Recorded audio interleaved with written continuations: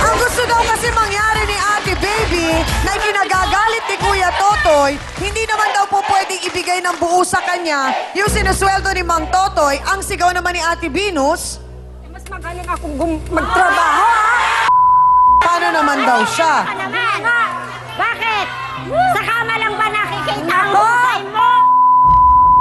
Totoy, ang nangyayari po, kaya kinakapos na kayo ng pagbigay kay Aling Baby dahil nagbibigay po kayo kay Aling Venus. Opo. May anak po ba kayo kay Aling Venus? Wala po. Kanino po kayo may anak? Kahit wala kanya po. naman pong anak kami, pero ano pa ba? Maasikaso na ako sa kanya, Nung nagpakilala po kayo kay Aling Venus, binata po kayo. Kasi po, ma, mas magandang ugali nito kaysa po sa kanya. Yan! Oh, nandun na po tayo. Pero, dapat po, nakipaghiwalay kayo ng maayos. Hindi po yung nawala kayo ng parang bula. Kasi po, pagka mag-usap kami, laging dakdak. Kaya po napilitan na lang kayong ginagawa ko, umalis. hindi na ako umuwi ng bahay. Sa kapatid na ako Dak, nagpipirme. magbibigay apat ang anak high Eh, school. mukha ka kasing pera. Mukhang pera, sino kaya sa Bakit atin hindi ang po yun? babaero? Sa kamatili. Tumigil ka nga dyan. Babaero! Ma'am Totoy, huwag po kayo magkamali. Ang kailangan po ninyong ilagay sa isipan ninyo, Mang Totoy, Ma'am, supportado may naman po anak sila. po Opo, kayo opo. dito. Hindi po ako Hindi ho kayo dapat nagbibigay dito dahil wala naman kayong responsibilidad sa kanya. Pwede yun siyang ami. Hindi naman po pwede yun. Eh, siya naman po ang nag-aalaga po sa akin. Siya po ang naglalaban ng damit. Pag Kaya umuwi ako, nga, ito, oo. wala nang pag-aasikaso sa Anak akin. lang sa kanya. Hindi ako naglalabas. Alam niyo, ma'am. Nagtatrabaho din ako. Parehas na tayo nagtatrabaho. Pagdating mo, darating alas 6, gusto mo hahainan pa kita. Alam mo Bibimpuhan. ba ginagawa mo sa akin? Pag umuwi ako ng bahay, tinatapo yung mga marumong damit. Eh di hindi naman na ninyo kailangan iwan yung asawa Hindi, nyo. ma'am, kasi- 20 years po kayong pinagtsagaan. Kasi mamang ginagawa... Nabababae Opo, kayo, opo, babalik, nandun na po ako. bababae, babalik, bababae, babalik. Ilang beses po ba kayo dapat patawarin? Pero ang trabaho ko po talaga sa kamatid, pag ganong-ganong po talaga ako. Pero yung sustento sa nakailang kanya, babae na po kayo. isa lang po, ito lang po, totoo lang po, ito lang po naging babae Pero ko. bago kay Venus, meron pa. Wala na po, ito lang po. Meron. Wala po, Meron. wala na po. Tawagin po namin. Tawagin niyo po, wala na po. Yung mga dating babae. Wala na po talaga. Oh, pero meron. Tawagin ko. Ito lang po ang naging babae ko, inaamin ko. Kuya, mga sinungaling sa impyerno. Okay, isa-isahin natin. Isa-isahin natin yung mga hinanakit at sama ng loob ni Aling Baby. So sabi nyo nga, nakakailang babae na pinapatawad ninyo. Tama? Ano pa? Ang hindi ko po naanuhan sa kanya, kasi magbibigay po halimbawa, 700, ganyan. 4 po ang anak ko. May high school ako. 2 po. Hindi po ba po pwedeng pagkasyahin yon yung 700? Sa baon po, sa ilaw, sa tubig. Pagka, Isang buwan po yun o ilinggo? mahigit 1 linggo po. Kasi Mahigit isang linggo. Talagang hindi kakasya. Ayun po. sa pamasahe lang po ng mga bata sa kanya. Selos! Mang Totoy, alam niyo po ba na ang panganay na anak ninyo ay huminto na sa pag-aaral? Bakit ho kaya? Kulang pa po sa ano po, pera po. Kulang sa panggastos. Kanino pong responsibilidad po yun? Sa akin po, pero po, hindi ko po mapuwersa yung katawan ko po para maghanap buhay dahil po, siyempre sa hanap buhay po namin, nagtatawag lang po ako ng pasero. Kung mahina ang pasero, kung walang pasero, wala po akong kita. Alam po ba ninyo na ang panganay na anak ninyo na yon na huminto ng pag-aaral, siya na po ang nagtatrabaho ngayon para tumulong sa mga kapatid niya. Opo.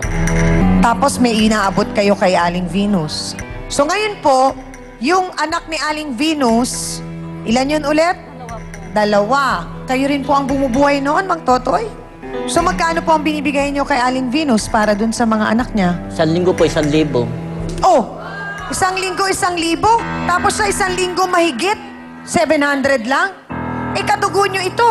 Ito, hindi nyo kadugo ang mga bata. Eh, may galit po ako sa kanya eh. Medyo may galit po ako sa kanya, kaya ganun eh. Yun po ang nakakalungkot, Mang Totoy. Kasi nga po, gaya nga ho ng sinabi ko kanina, hindi nga ho dapat na madamay yung mga bata. Ang sinasabi po ay kailangan patas yung yung sustento ho ba? Paano ba yon, Attorney Presida? Kasi ang sinasabi nga ni Mang Totoy, galit kasi siya eh. Ayaw niyang makita to si baby, kaya binabawasan niya yung sustentong binibigay niya. Samantalang dito kay Venus, nakarelasyon niya ngayon, 1,000 ang binibigay. Wala po siyang anak dito kay Venus, di ba? Apo. May anak siya dito kay baby. Kung hindi po siya nagbibigay ng sufficient na suporta, pasok na pasok sa anti-violence against women and their children yan. Kahit hindi kayo kasal. Sapagkat ang isang ama na may hanap buhay, na may pagkakakitaan naman, dapat sumuporta po sa kanyang anak. Ngayon, pwede ka pong makulong ng 6 na taon at 1 araw hanggang 8 taon kapag po kayo ay nagpapabaya sa suporta sa inyong mga anak.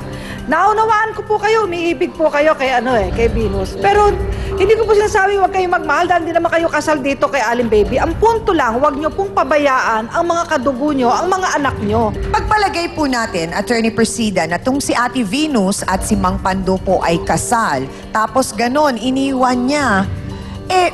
Sapat po bang dahilan nyo na hiwalayan mo ang tao dahil sa siya ay may sakit o may naging kapansanan o parang sinasabi ni Aling Venus na, kasi dahil wala na siyang silbi, ayoko na.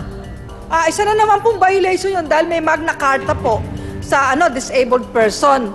Meron din pong Republic Act dyan, 9442, na anuman pong pang-aapi sa mga baldado, sa mga may kapansanan, yan po ay labag sa batas. Kasi nga parang ang sinasabi, salamat po Attorney Presida, parang dapat hindi sumuko agad-agad ikaw, Ate Venus, dahil matagal din naman po ang pinagsamahan ninyo ni Mang Pando.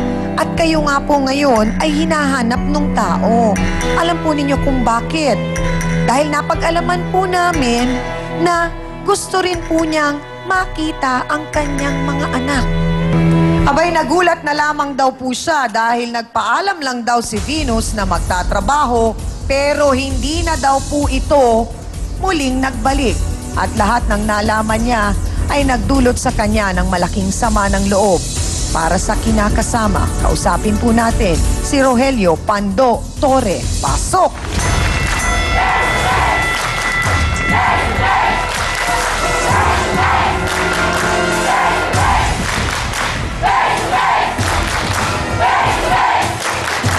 Mang Pando, sandali lamang po. Upo po na lamang po kayo.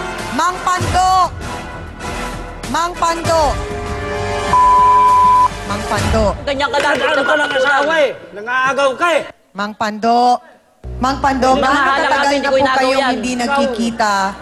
Gaano katagal na po kayong hindi nagkikita ni Aling Venus? Matagal no. 2000 ito. 2008? Oo.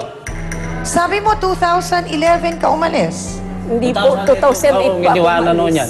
So ang mga anak niyo rin po, 2008 niyo huling Oo. nakita. Yung pag-alis niya, kasama rin po yung mga bata. Ang sabi po niya, saan siya pupunta? Sabi po niya, magtatrabaho lang siya. Nagkakilala po kayo ni Aling Baby, pareho pala kayong may hinahanap. Oo, inahanap ko po yung asawa ko. Ito naman, inahanap din yung asawa Sabi niya. balita, magkano na raw kayong dalawa eh. Wala kaming alam. Kayo na raw eh. Ano ka? Kayo ang gumagawa nun. So parang ang sinasabi niyo, Aling Venus, kaya kayo sumama kay Totoy kasi nabalitaan yung magkasama sila. Nauna po kayo nagsama bago po sila nagkakilala. Oo nga po, pero may nag-text po sa akin na silang dalawa daw po magkarelasyon na po sila eh.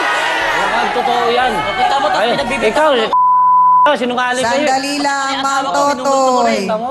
Oh. Nagmamahal. Ayun lang nagmamahalan. Nagmamahalan ba yung gano'n? So, pag magsama lang kayo, magsama lang kami. Total, Nagmamahalan ba? magsama kayo eh. Hindi na. Parang ang sinasabi Ayaw, ni tama na Mang lang kayo Totoy, dalawa. magsasama sila, Huwag mo na kami magsama na lang daw yung ilalabas. nasa puti. Abay, kay gulo Ayun, nun. dalawa lang. Alamin nga po natin ang damdamin ni Mang Pando sa pagbabalik po ng Face to Face.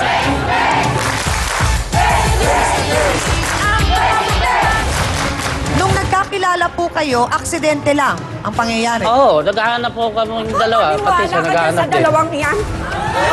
Nangyari na sa inyo. Uweno naman ngayon sa inyo, nagseselos kayo? Miss Amy Perez would like to thank the following: Dr. Steve Mark Dan of GAOC Dental Clinic, Salon de Manila, Watercolors Makeup,